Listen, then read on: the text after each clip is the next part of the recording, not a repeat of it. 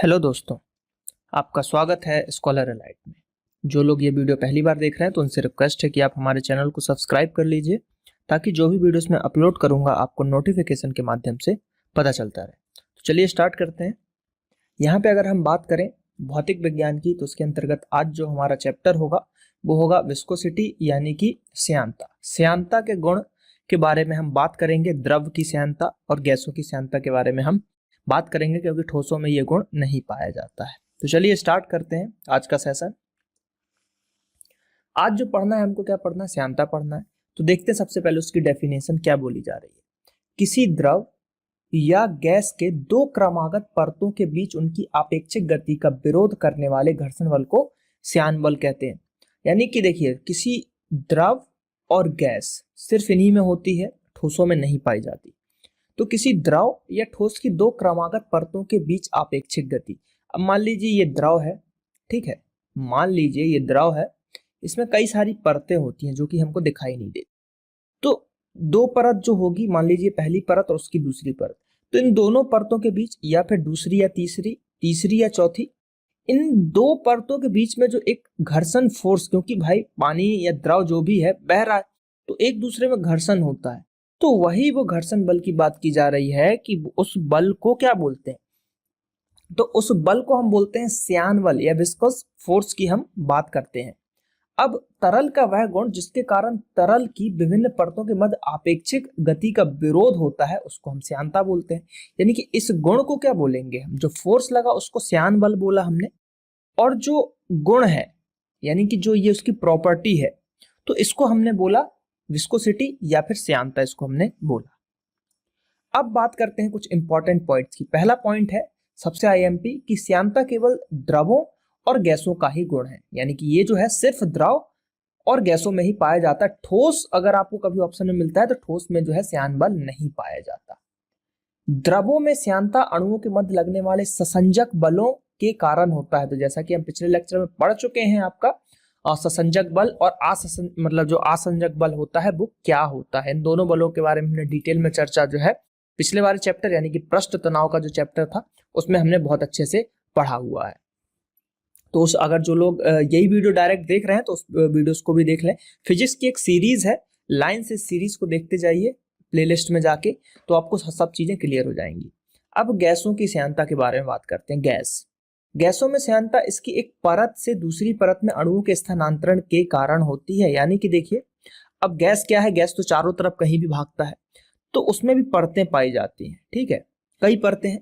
अब मान लीजिए लास्ट चले वाले परत के कुछ अणु हैं जो यहाँ से उठ के इसमें आ गए, यहाँ से उठ के इसमें चले गए, इसमें चले गए, इसमें कहीं भी दूसरे परतों में मूव कर रहे हैं, ऊपर नीचे जिगजैग जैसे भी मूव कर रहे हैं। तो ये मूव कर रहे हैं ना, तो यही जो गति है कि एक परत से दूसरे परत में जा रहे हैं, दूसरे से तीसरे में जा रहे हैं, तो इसी प्रॉपर्टी को क्या बोलते हैं? गैसों की हम श्यानता बोलते हैं। किसकी? गैसों की श्यानता बोलते हैं। अब गैस के अणु इतने दूर दूर क्यों होते हैं? पिछले पार्ट में मैं बता चुका हूं कि गैस में जो है इसका जो असंजक बल होता है, ससंजक बल होता है, वो एकदम नगण्य होता है, जिस कारण से ये एक दूसरे से भागते रहते हैं। इनमें मतलब जो है बहुत कम आकर्षण ना के बराबर होता है। पिछले पार्ट में हम पढ़ चुके हैं। गैसों की श्यानता द्रवों की तुलना में बहुत कम होती है। यानी जो गैस है उसकी श्यानता अब द्रव में तो रहेगी, बनी सी बात है। देखिए गैस में क्या आकर्षण बल है नहीं, वो वैसे ही दूर भागता है, तो उसमें होती है, लेकिन जो द्रव होता है आपका उससे कम होती है गैस में, ठीक है, गैस में उससे कम होती है। तो यह आपको यहाँ पर याद रखना है, जो गैस है वो हमेशा द्रव श्यान बल हमेशा ज्यादा रहेगा। अब ठोसों में श्यानता नहीं होती क्योंकि उनकी विभिन्न परतों में आपेक्षिक गति ही नहीं होती। भाई एक पत्थर है तो अगर आप उसको धकेलते हो तो ऐसा तो है नहीं कि नीचे वाला पहले जाएगा, फिर मतलब सभी उसके अणु एक साथ, वो तो भाई सीधे पत्थर पूरा का पूरा पत्थर ही चला जाता है, अंदर वाले तो स्थिर ही रहते हैं, है ना। तो इसीलिए जो है आपका ठोस में नहीं पाया जाता। क्या? ठोस में नहीं पाया जाता। एक आदर्श तरल की श्यानता शून्य होती है। एक आदर्श तरल जो होगा, यानी कि जिसको हमने मान चुके हैं आदर्श व्यक्ति की तरह, जैसे हम मांगते हैं कि आदर्श व्यक्ति जो होता है हमारे समाज में कोई भी उसमें अवगुण नहीं होते, तो लेकिन ऐसे व्यक्ति नहीं पाए जाते। वैसे ही आदर्श तरल जो है आपका, उसमें श्यानता शून्य होती है, जैसा कि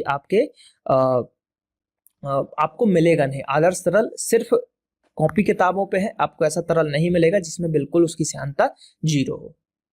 अब कुछ गुण देखते हैं कि ताप बढ़ाने पर या ताप घटाने पर क्या होता है।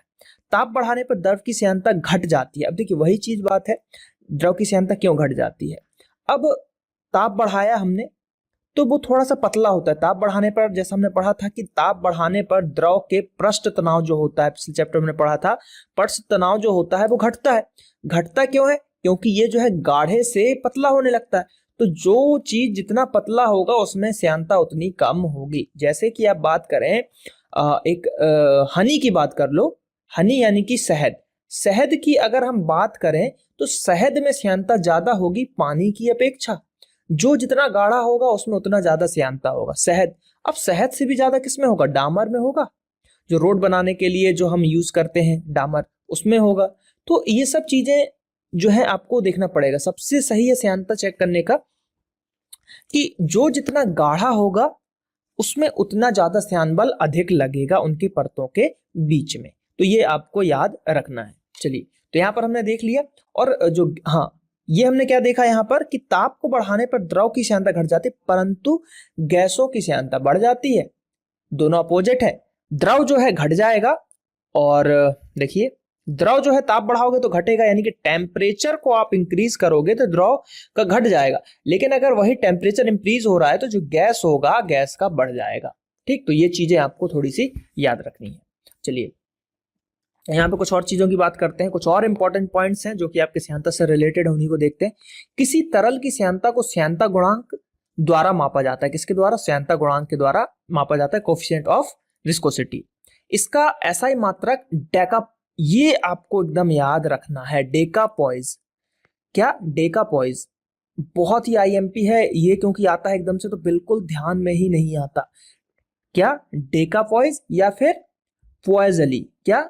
पोएजली या पीएल से जिसको हम डिनोट करते हैं, या फिर पास्कल सेकेंड। देखिए तीन चीज है। क्या क्या? डेका पॉइज, फिर उसके बाद दूसरे नंबर का क्या हो गया? पोएजली, और तीसरा क्या हो गया? Pascal second. ये तीन में से कोई भी आपको एग्जाम में पूछ सकता है, तो ये आपको याद रखना है। उसको डिनोट किससे करते हैं? इसको डिनोट करते हैं ईटा से। किससे? ईटा से डिनोट करते हैं। कुछ इस टाइप का शेप इसका ईटा का बनता है, जैसे कि ये देखिए ईटा से इसको डिनोट किया जाता है। ठीक, तो ये वाला पॉइंट जो है सबसे आईएमपी है, क्योंकि इसमें तीन चीजें दी हुई हैं और तीनों आपको याद होना चाहिए। ठीक है, चलिए। अतः किसी द्रव का श्यानता गुणांक उस द्रव के अंदर एकांक क्षेत्रफल होने वाली दो परतों के बीच कार्य करने वाले श्यान बल के बराबर होता है, जबकि उन परतों के बीच एकांक वेग प्रवणता है। किसी द्रव का श्यान गुणांक क्या होगा? उस द्रव के जो दो परत हैं अंदर, जो भी परत है उसके एकांक क्षेत्रफल के बीच में जो आपका श्यान बल लग रहा है उसके बराबर होता है। एकांक क्षेत्रफल यानी कि ये परत है पूरे पे नहीं, इस परत के कहीं इस क्षेत्र पे और इसी परत के मान लीजिए इस क्षेत्र पे, इन दोनों के बीच में जो फोर्स लग रहा है उस फोर्स को हम क्या बोलेंगे? श्यानता गुणांक बोलेंगे। यही चीज यहाँ पर बोला गया। द्रव में गिरने वाले गोले की त्रिज्या r, द्रव का श्यानता गुणांक ईटा तथा गोले का वेग v हो तो स्टोक्स के नियम अनुसार गोले पर लगने वाला श्यान बल होगा F बराबर 6 पाई ईटा r v। 6 पाई जो कि एक आपका कांस्टेंट हो गया, और ईटा जो है आपका यहाँ पर, और फिर r है, और जो है आपका v है। तो यहाँ पर क्या होगा? इससे आप निकाल सकते हो कि उसका जो है श्यान गुणांक कितना रहा। अगर आपको फोर्स पता है, आपको r की वैल्यू पता है और v की वैल्यू पता है, तो ये चीजें यहाँ पर आप निकाल पाओगे।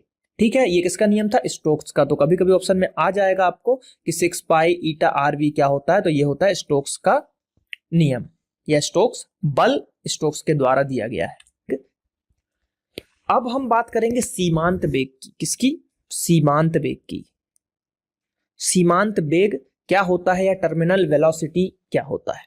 जब कोई वस्तु श्यान द्रव में गिरती है तो प्रारंभ में उसका वेग बढ़ता जाता है, किंतु कुछ समय के पश्चात वह नियत वेग से गिरने लगती है। इसी नियत वेग को हम सीमांत वेग या टर्मिनल वेलोसिटी कहते हैं। वही चीज, मान लीजिए ये कंटेनर है, ठीक, बहुत बड़ा कंटेनर है। इसमें यहां तक क्या भर के रखा है? मैं शहद भरा है।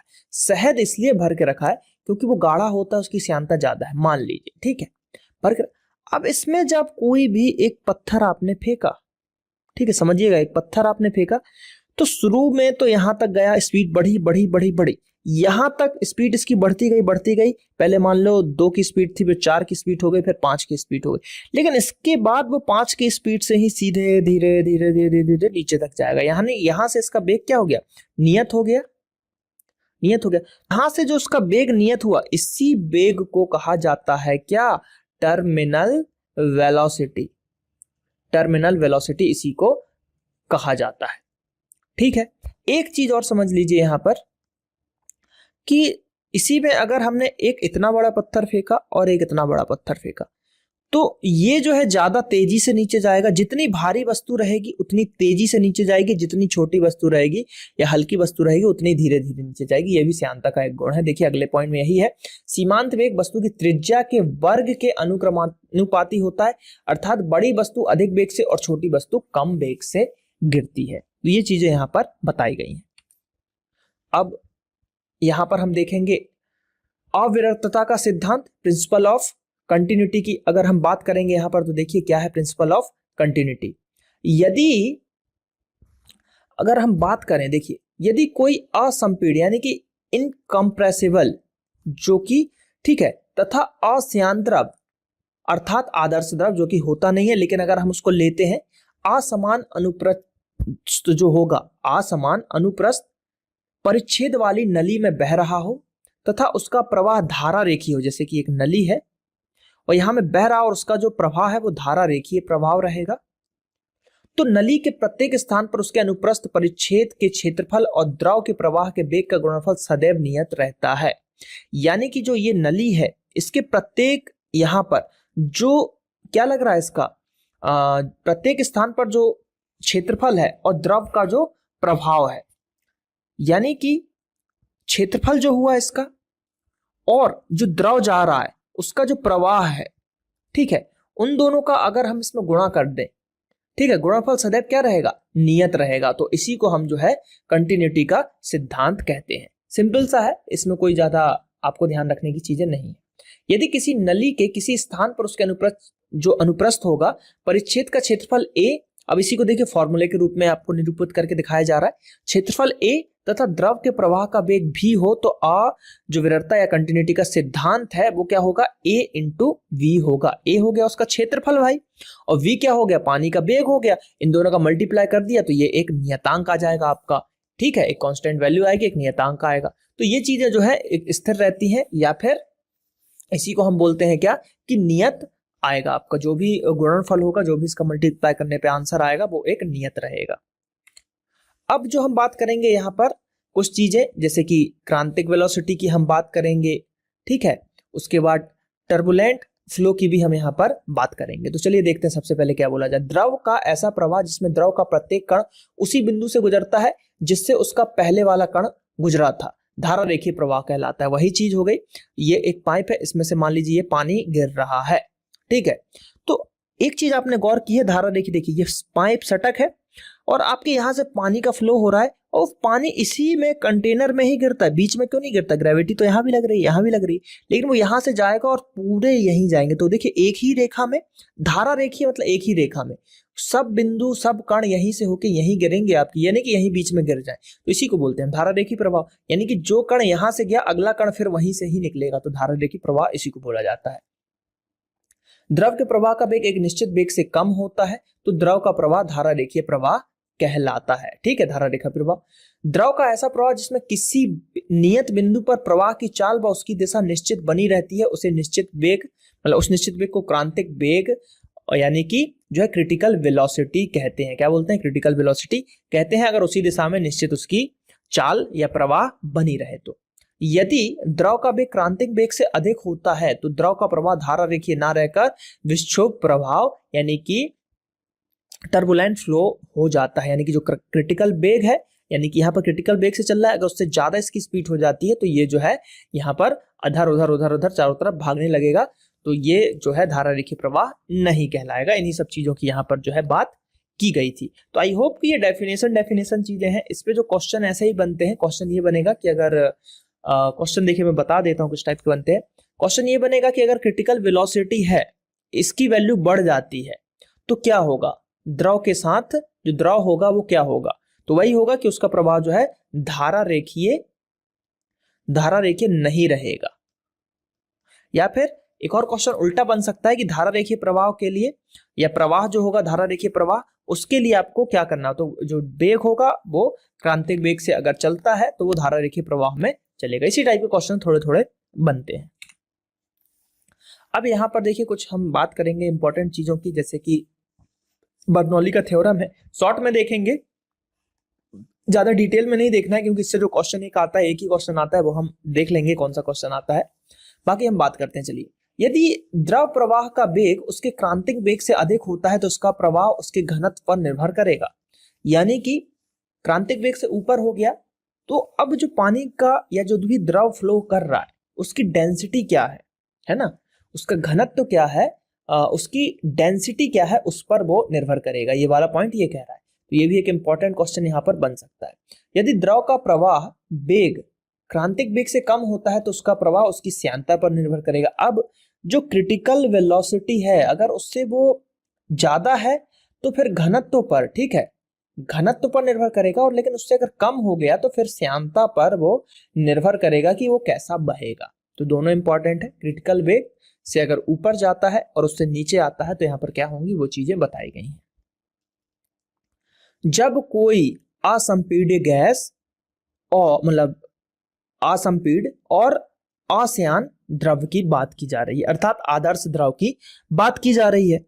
किसी नली में देखिए कोई भी प्रमेय होगा तो उसमें हमेशा आदर्श चीज को लेके माना जाता है। कोई भी थ्योरम होती है तो उसमें हम आदर्श मान, जैसे कोई मशीन भी बनती है तो हम बोलते हैं ये आदर्श मशीन है जिसका जो है एवरेज एकदम अच्छा, उसमें बिल्कुल कोई भी ऊर्जा का क्षरण नहीं हो रहा है, लेकिन हमेशा होता है ऐसी मशीन बन नहीं पाती। तो ये जो है प्रमेय आपके थ्योरम में ही ये चीजें प्रूफ रहती हैं, रियल लाइफ में इनका जो आधार नहीं होता है, लेकिन इसी को आधार मानते हुए मशीनें चाहे जो भी चीज है वो बनाई जाती है।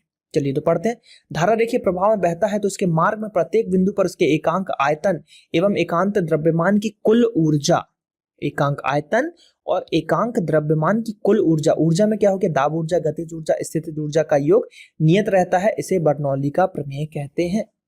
यानी कि सभी जो भी ऊर्जाएं लग रही है एकांक आयतन पे, एकांक क्षेत्रफल पे, एकांक द्रव्यमान पे, वो सभी कुल ऊर्जा नियत हो जाएगी। जैसे कि दाब ऊर्जा हो, चाहे वो गतिज ऊर्जा हो, चाहे वो स्थितिज ऊर्जा हो, इन सभी का योग एक नियत होगा।